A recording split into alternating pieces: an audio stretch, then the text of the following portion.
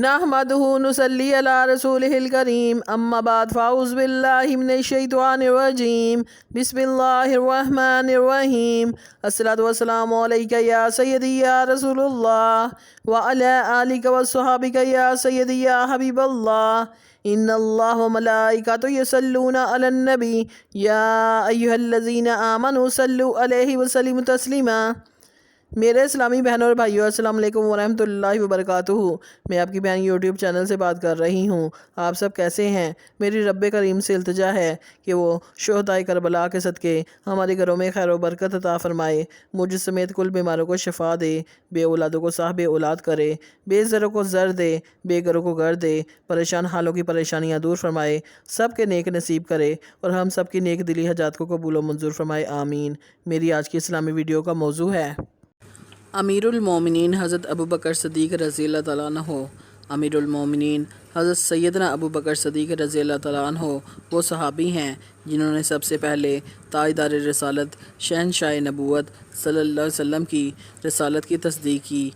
بارگاہ رسالت اللہ صاحبہ صلاۃ والسلام سے عتیق کا لقب پایا، توفیق الہی کی تائید انہیں حاصل رہی۔ سفر و حضر میں حضور نبی پاک صلی اللہ علیہ وسلم کے رفیق، زندگی کے ہر موڑ پر حضور صلی اللہ علیہ وسلم کے مخلص دوست اور بعد وصال بھی روضہ انور میں آپ حضور نبی پاک صلی اللہ علیہ وسلم کے ساتھ آرام فرما رہے ہیں۔ اللہ عز و جل نے آپ رضی اللہ تعالیٰ عنہ کا قرآن مجید میں فخر کے ساتھ ذکر فرمایا، جس کی وجہ سے آپ رضی اللہ تعالیٰ عنہ تمام چنے ہوئے لوگوں سے بڑھ گئے اور رہتی دنیا تک آپ کی بزرگوں و شرف باقی رہے گا۔ کوئی صاحب طاقت و بصارت آپ رضی اللہ تعالیٰ عنہ کے بلند رتبہ تک نہیں پہنچ سکتا، کیونکہ اللہ عز و جل نے قرآن مجید میں ارشاد فرمایا، ثانی اثنین اذ ہما فی الغار، ترجمہ کنز ایمان، صرف دو جان سے جب وہ دونوں غار میں تھے۔ اس کے علاوہ بہت سی آیات و احادیث آپ رضی اللہ تعالیٰ عنہ کی شان میں وارد ہوئی ہیں، جن میں روز روشن کی طرح واضح ہے کہ آپ رضی اللہ تعالیٰ عنہ ہر صاحب فضل سے زیادہ فضیلت والے اور ہر مقابل سے برتری لے جانے والے ہیں۔ نیز یہ آیات مبارکہ بھی آپ رضی اللہ تعالیٰ عنہ کی شان میں نازل ہوئی ہیں، چنانچہ اللہ عز و جل نے ارشاد فرمایا، لا یستوی منکم من انفق من قبل الفتح وقاتل، ترجمہ کنز ایمان، تم میں برابر نہیں وہ جنہوں نے فتح مکہ سے قبل خرچ اور جہاد کیا۔ امیر المومنین حضرت سیدنا ابوبکر صدیق اکبر رضی اللہ تعالیٰ عنہ نے تمام حالات میں اپنی انفرادیت قائم رکھی، اور جب آپ رضی اللہ تعالیٰ عنہ کو حضور نبی کریم صلی اللہ علیہ وسلم نے اسلام کی دعوت دی تو آپ رضی اللہ تعالیٰ عنہ نے فوراً اسے قبول کر لیا اور مال و عزت حتیٰ کہ ہر چیز راہ خدا میں قربان کر دی۔ توحید الہی کو قائم کرنا ہی آپ کا مقصد و مدعا تھا۔ اسی بنا پر پریشانیوں اور مصیبتوں کا نشانہ بنے اور اسلام کی خاطر ہر چیز ترک کر دی اور مخلوق سے منہ موڑ کر اللہ عز و جل کی راہ اختیار کی۔ منقول بھی یہی ہے کہ راستوں کے اختلاف کے وقت حقائق کو تھامے رکھنا ہی تصوف ہے۔ نبی پاک صلی اللہ علیہ وسلم کے ظاہری وصال پر صدیق اکبر رضی اللہ تعالیٰ عنہ کا درس توحید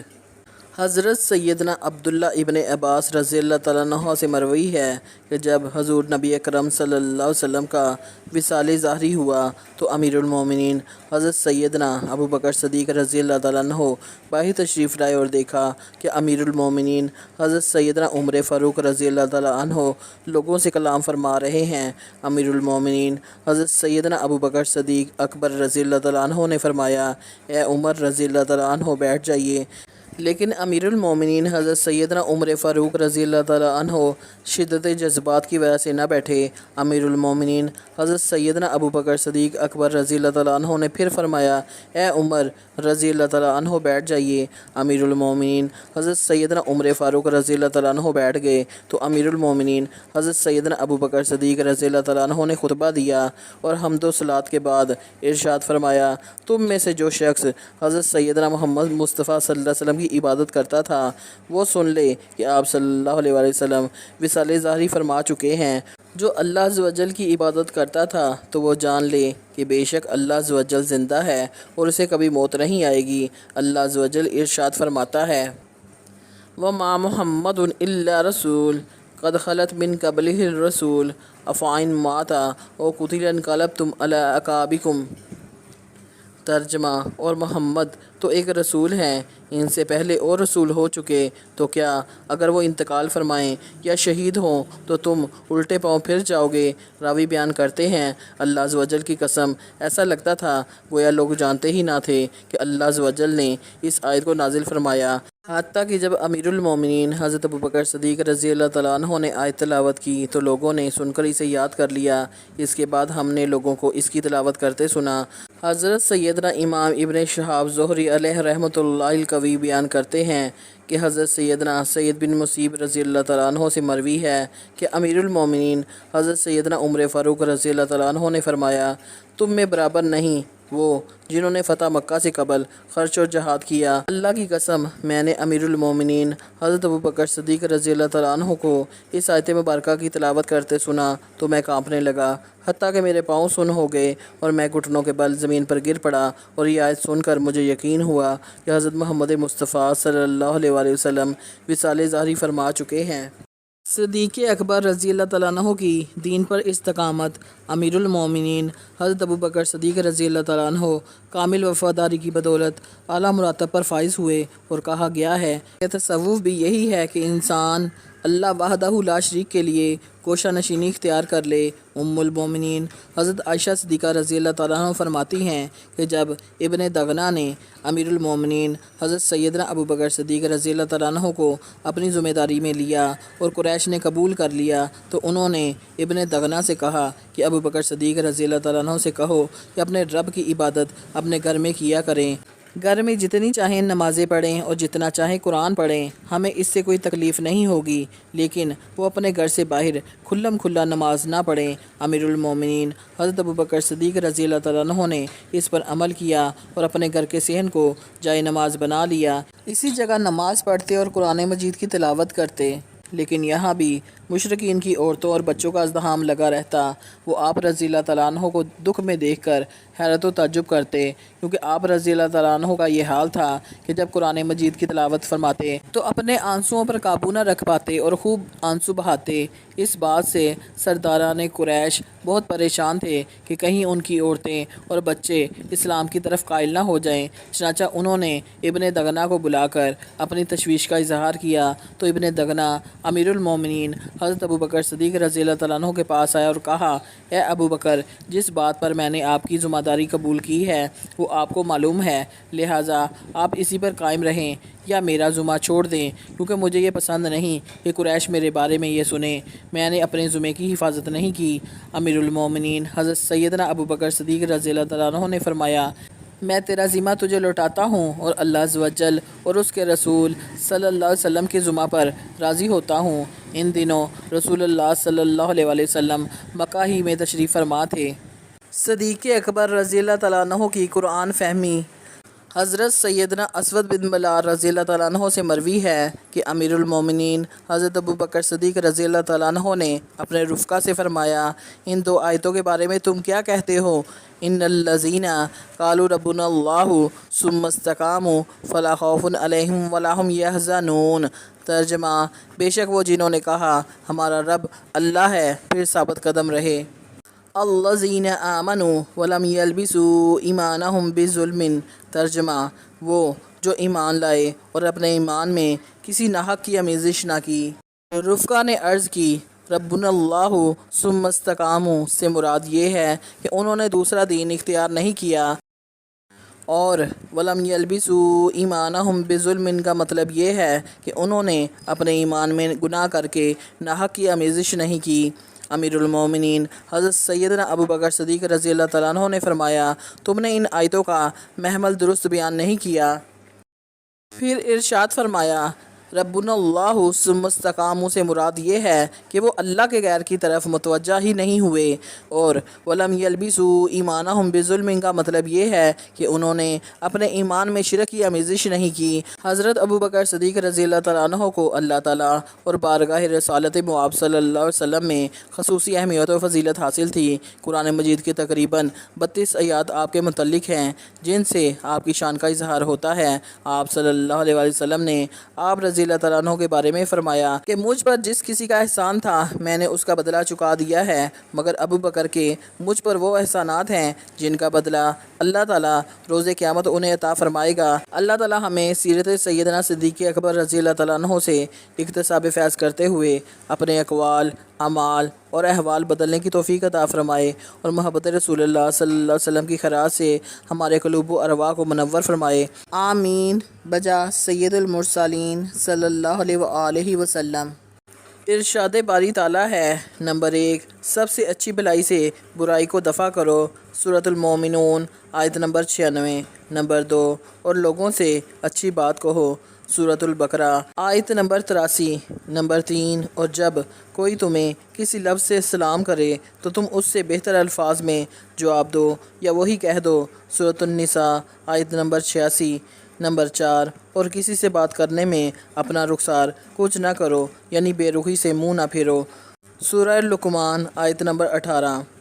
فرمان رسول پاک صلی اللہ علیہ وسلم ہے کہ جو چیزیں قیامت کے دن مومن کے اعمال کے ترازو میں رکھی جائیں گی ان میں سے سب سے وزنی چیز حسن اخلاق ہے۔ نمبر 2، تم میں سے وہ شخص مجھے بہت عزیز ہے جس کا اخلاق سب سے اچھا ہے۔ نمبر 3، اللہ تعالیٰ کو 2 صفات بہت پسند ہیں، ایک سخاوت اور دوسری خوش خلقی۔ نمبر 4، تم میں سے بہترین وہ ہے جو اچھے اخلاق کا مالک ہے۔ احادیث مبارکہ، حدیث نبوی صلی اللہ علیہ وآلہ وسلم ہے، رسول اللہ صلی اللہ علیہ وآلہ وسلم نے فرمایا 3 شخص ہیں جن پر اللہ پاک نے جنت حرام فرما دی ہے، ایک تو وہ شخص جو ہمیشہ شراب پیے، دوسرا وہ شخص جو اپنے والدین کی نافرمانی کرے، اور تیسرا وہ دیوس یعنی بے حیا جو اپنے گھر والوں میں بغیرتی کے کاموں کو برقرار رکھے۔ سلسلہ مسند امام احمد بن حنبل 351/2، حدیث نمبر 5372۔ حدیث نبوی صلی اللہ علیہ وآلہ وسلم ہے، رسول اللہ صلی اللہ علیہ وسلم نے فرمایا جو اپنے والدین کے ساتھ اچھا برتاؤ کرتا ہے اس کے لیے خوشخبری ہے کہ اللہ پاک اس کی عمر میں اضافہ کر دیتا ہے۔ سلسلہ المستدرک للحاکم 213/5، حدیث نمبر 7339۔ رسول اللہ صلی اللہ علیہ وسلم نے فرمایا اللہ تعالیٰ کا ارشاد ہے کہ میں نے اپنے نیک بندوں کے لیے وہ چیزیں تیار کر رکھی ہیں جنہیں نہ آنکھوں نے دیکھا، نہ کانوں نے سنا، اور نہ کسی انسان کے دل میں ان کا کبھی خیال گزرا ہے۔ سلسلہ صحیح بخاری حدیث نمبر 3244۔ حدیث نبوی صلی اللہ علیہ وآلہ وسلم ہے، رسول اللہ صلی اللہ علیہ وسلم نے فرمایا غیبت کرنے والوں، چغل خوروں اور پاک باز لوگوں کے عیب تلاش کرنے والوں کو اللہ پاک قیامت کے دن کتوں کی شکل میں اٹھائے گا۔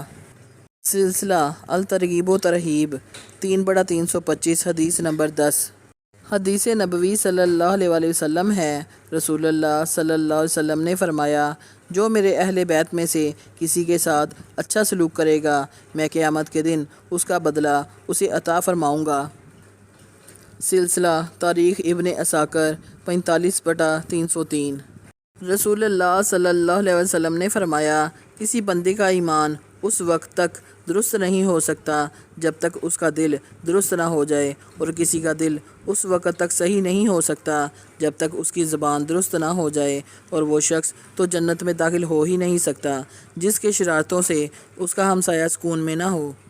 سلسلہ احادیث صحیحہ حدیث نمبر 2541۔ حضرت عبد الرحمن جہتی رضی اللہ تعالیٰ عنہ روایت کرتے ہیں کہ ہم رسول پاک صلی اللہ علیہ وآلہ وسلم کے پاس بیٹھے ہوئے تھے کہ 2 سوار سامنے سے آتے ہوئے دکھائی دیے۔ جب حضور پاک صلی اللہ علیہ وسلم نے انہیں دیکھا تو فرمایا یہ دونوں قبیلہ کندہ اور قبیلہ مزہج کے معلوم ہوتے ہیں، یہاں تک کہ جب وہ رسول پاک صلی اللہ علیہ وسلم کی خدمت میں پہنچے تو ان کے ہمراہ انہی کے قبیلہ کے اور افراد بھی تھے۔ راوی کہتے ہیں کہ ان دونوں شخصوں میں سے ایک نے بیعت کے لیے آپ صلی اللہ علیہ وسلم کا دستے مبارک اپنے ہاتھوں میں لیا اور عرض کی یا رسول اللہ صلی اللہ علیہ وسلم، جس نے آپ صلی اللہ علیہ وسلم کی زیارت کی، آپ صلی اللہ علیہ وسلم پر ایمان لے آیا، آپ صلی اللہ علیہ وسلم کی تصدیق کی اور آپ صلی اللہ علیہ وسلم کی اتباع بھی کی، اسے کیا ملے گا؟ آپ صلی اللہ علیہ وسلم نے فرمایا اس کو مبارک ہو۔ یہ سن کر اس نے برکت حاصل کرنے کے لیے آپ صلی اللہ علیہ وسلم کے دستے مبارک پر ہاتھ پھیرا اور بیعت کر کے چلا گیا۔ پھر دوسرا شخص آگے بڑھا، اس نے بھی بیعت کے لیے آپ صلی اللہ علیہ وسلم کا ہاتھ تھاما اور عرض عرض کیا یا رسول اللہ صلی اللہ علیہ وآلہ وسلم، جو شخص آپ صلی اللہ علیہ وسلم کو دیکھے بغیر ایمان لائے، آپ صلی اللہ علیہ وآلہ وسلم کی اتباع کرے اور آپ صلی اللہ علیہ وآلہ وسلم کی تصدیق کرے، فرمائیے اسے کیا ملے گا؟ آپ صلی اللہ علیہ وآلہ وسلم نے فرمایا اسے مبارک ہو، مبارک ہو، مبارک ہو۔ اس شخص نے بھی آپ صلی اللہ علیہ وآلہ وسلم کے دستے مبارک پر ہاتھ پھیرا اور بیعت کر کے چلا گیا۔ حضرت انس بن مالک رضی اللہ تعالیٰ عنہ روایت کرتے ہیں کہ رسول اللہ صلی اللہ علیہ وآلہ وسلم نے ارشاد فرمایا، جس شخص نے مجھے دیکھا اور مجھ پر ایمان لایا اسے ایک بار مبارکباد، اور جس نے مجھے نہیں دیکھا اور پھر بھی مجھ پر ایمان لایا اس کو 7 بار مبارکباد۔ سلسلہ مسند احمد۔